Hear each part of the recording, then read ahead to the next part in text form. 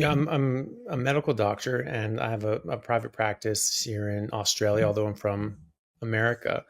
I've been specializing in neurosurgery as a registrar here, and but also I have a private practice in metabolic health, preventative medicine, and just health optimization. Using lifestyle and dietary and lifestyle interventions to try to get people as healthy as possible, and we are just seeing massive improvements in people's health.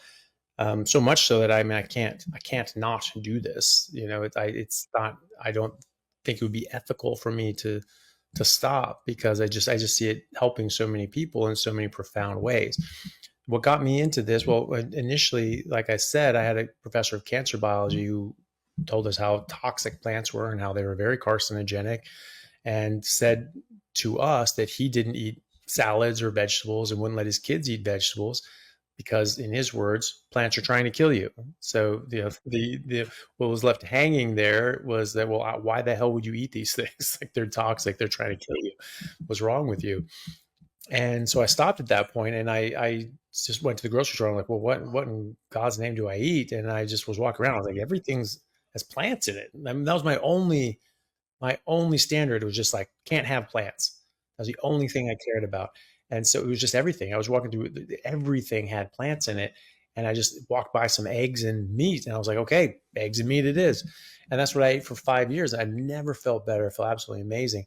I was worried about, vitamin deficiencies. I remember thinking, I was like, oh, do I need to like take a multivitamin or eat a banana or something? And I was just like, well, yeah, I mean, I feel good. My gums aren't bleeding. So, I'm just going to ride this out. That was an actual conversation I had in my head verbatim.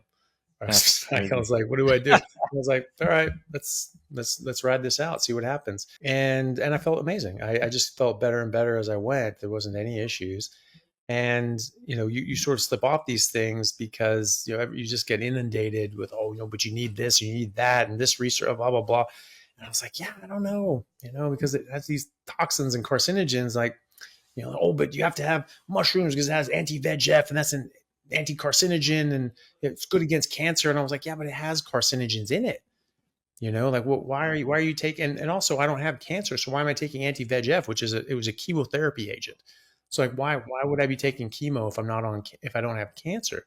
That doesn't make sense, because you wouldn't just take any other chemo drugs because they would hurt you. That would cause a lot of harm, and they have carcinogens. I was like, that doesn't really make sense. But I was just like, I don't know. And you just go along with these things because you just have, it's coming from so many directions. You're like, oh, okay, I guess. And I never felt as good as I did during those 5 years. And I never knew why. I didn't chalk it up to that. I didn't see that at the time. It wasn't for several years later, actually 12 years later, that I came back to this and realized that no, humans just really are carnivores as a species. We've been apex predators for millions of years. I learned that in second grade. And that's what I was doing. I was living as a carnivore. I was living to our biological design. That's when I've never felt better in my entire life during that period. And so I said, that's what I was doing. I've never been able to figure it out. That's what it was. I just chalked it up to age. I just, at 25, I felt like a superhero. At 25 and a half, I did not. And I couldn't figure out what happened. And then I did at 38, finally, but I guess better late than never. And I So just cut out. you'd gone back to non carnivore at that point. Yeah, I just sort of went back to just mostly eating meat because that was always what I preferred anyway, but just adding in some salads, salads or veggies or something like that. Never really ate much fruit, but yeah, a bit here and there.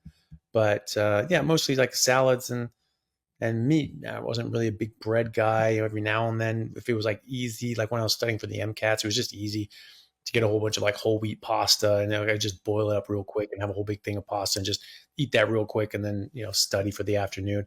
And I never really realized it, but I would pass out like a couple hours later. I would just get exhausted, and I pass out on the couch and sleep for 2 hours, and then wake up and keep studying. And like, that was this this carb coma that I would go into after I ate pasta. Because you actually get that because you eat these carbohydrates. Carbohydrates past a certain level are actually directly toxic to your body. This is what kills diabetics, is the toxic nature of carbohydrates past a certain point. And so your body is trying to protect you by detoxifying this. So, your body responds to glucose past a certain level as a toxin and responds to it by detoxifying it, which is how you know it's a toxin. And so insulin goes up, it stays up, and then blood sugar drops down. You get what's called reactive hypoglycemia. And you just get tired and your blood sugar drops, and you just take a nap if you can, or you have to just, suffer and drink a bunch of coffee if you can't. And, looking back, that's what it was. But yeah, I switched back to, I've always eaten very clean. I never ate junk food. I'd have pizza once every few years, maybe. I mean, it was just never something that was a major part of my diet. We always cooked all our meals. My mom cooked every meal at home, apart from like cereal in the mornings. And, when I was an adult, I did the same. And most of that was meat, and I would have some other stuff with it because you're supposed to have other stuff with it. And that was pretty much it.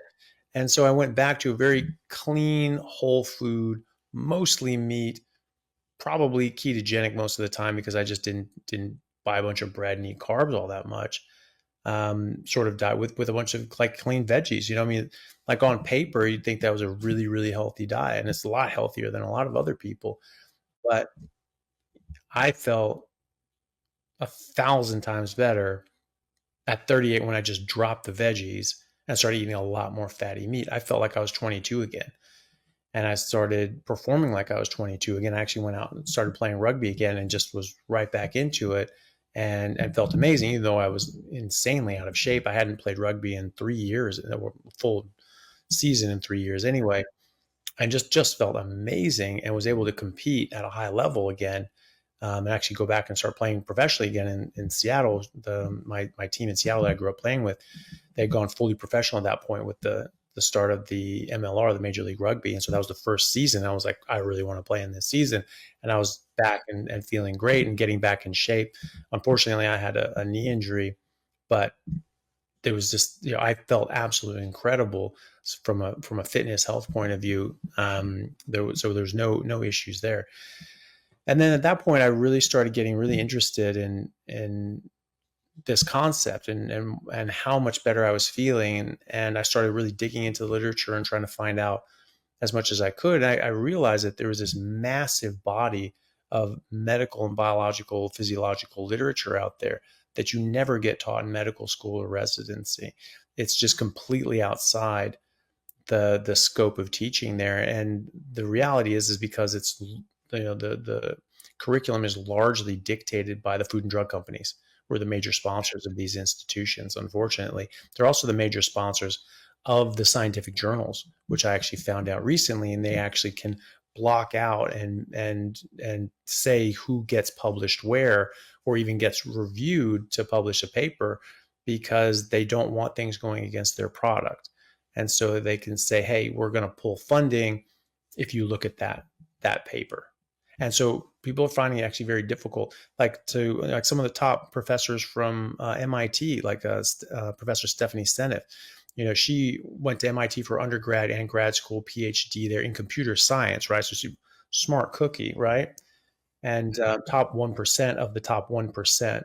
Hey guys, just want to take a second to thank our sponsor at Carnivore Bar. I don't promote many products because honestly, all you need to be healthy is to just eat meat.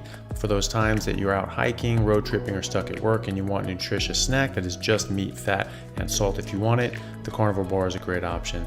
So I like this product not because it's just pure meat, but also because I want the carnivore market to thrive as well. And the more we support meat-only products, the more meat-only products there will be available in the mainstream. So if this sounds like something you'd like to get behind, check it out using my discount code Anthony to get 10% off, which also applies to subscriptions, giving you 25% off total. All right, thanks guys. She has been a professor at MIT ever since. So she's been a tenured professor in computer science for 40 years or so. And then she started doing, biological studies and studying glyphosate and its effects on human health. And she was saying that it's actually very difficult to get published, even as a 40-year tenured professor at MIT, because of this issue that they just have this block and stranglehold, even on the scientific medical or scientific journals. And so there are papers out there, though. There are thousands upon thousands upon thousands of papers out there and studies show randomized controlled trials, large scale human subjects that show massive improvements to human health and reversal of many diseases. And it's, begs the question, why isn't this taught in medical school? And that is a legitimate question, because this works better than drugs in a lot of cases. And so, it's a direct competition with these drug companies, and they're the ones who help dictate the curriculum. But the data is there. It's just that people don't realize it. They think, well, if it was fit to print, then I would have been taught it in medical school or residency. And if it wasn't taught to me there, that means it doesn't exist. And so you talk to them, so, well, there's no evidence to show that diet has anything to do with disease or condition X. And what that really means is that they have no idea. They just haven't looked, because a lot of the time it is there. And so, a good thing to do is say, you ask them about that. No, there's no evidence for that. And that question is like, have you looked? Because actually there is a lot of evidence. It's just not spoon fed to us. And so that's sort of been my crusade here for the last several years, is trying to get this information out to the mainstream. I've obviously seen this direct effect on my life, my family's life, and now my patient's life. And I'm seeing the evidence. I'm seeing this absolute iceberg of information that is just out of sight for people. And they just, they don't even know to look for it. You don't know what you don't know. And they say they don't even look for it. I started asking questions. I said, well, if this is the case, we should see evidence for this. I just started searching for studies, anything that could compare, these two different contrasting situations, and trying to find evidence with which to test these theories against. And I found endless supplies of studies of high quality and merit that just don't get taught you in medical school, because they don't have a product behind it. So there's no marketing team behind it to push this out there. And so now, putting this into practice and having treated hundreds of patients, about thousands of patients directly in my clinic, in my practice, I've seen massive improvements. I mean, things that just are right now considered incurable. They cannot be treated. They cannot be cured. They can only treat the symptoms. No, you can cure it if you know what's causing it. You just have to, you have to address the root cause.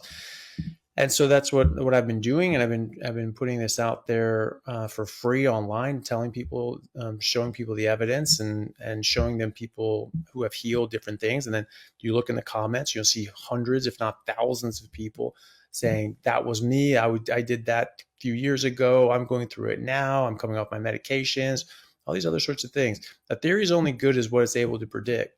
And so it's, it's a bit telling when people go on a carnivore diet and the benefits that they receive are exactly what are laid out every time and time again. You get this very clear progression and improvement.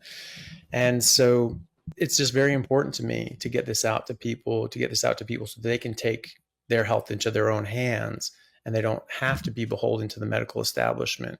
And they don't have to be beholden to taking all these medications and supplements and thises and that's and whatever. They can just eat food and be healthy. The natural state of all life on earth is that of health. And we are the most successful species that has ever walked the earth. And so we should be the healthiest and most robust species on earth, and yet we're the sickest. Okay, so that's not genetic. That's not part of our species. That's not inbuilt in us. That's happening to us. And we're seeing this in real time. Every decade, we're getting more and more sick. And so obviously that's environmental. That's not anything we're innately built with. So that's very important to me, to let people understand how to take back control of their own health, and only need the medical establishment when there's an actual emergency, like an injury or infectious disease that they can't clear on their own. And to educate doctors as well and get them on this board, because it's so important for the medical establishment to really understand this as well, and know, hey, look, there's actually better evidence here for other treatments, and they work better for patients and get better outcomes, and they don't cost a fortune. And so that's obviously better for your patient. And the more doctors that come across this that I speak to, or that see it for themselves, the more people that are on board with this, because the evidence is absolutely there and they're seeing this as well. It's not just me, it's not just a few others. This is tens of thousands of doctors around the world at this point. Oh, honey, that's an animal product, right? Well, it's actually, bee vomit, and they're just vomiting up concentrated nectar, okay, which comes from a plant. So if you want to get technical, it goes back, and it's not exactly an animal, but it's also sugar, okay? So there's more fructose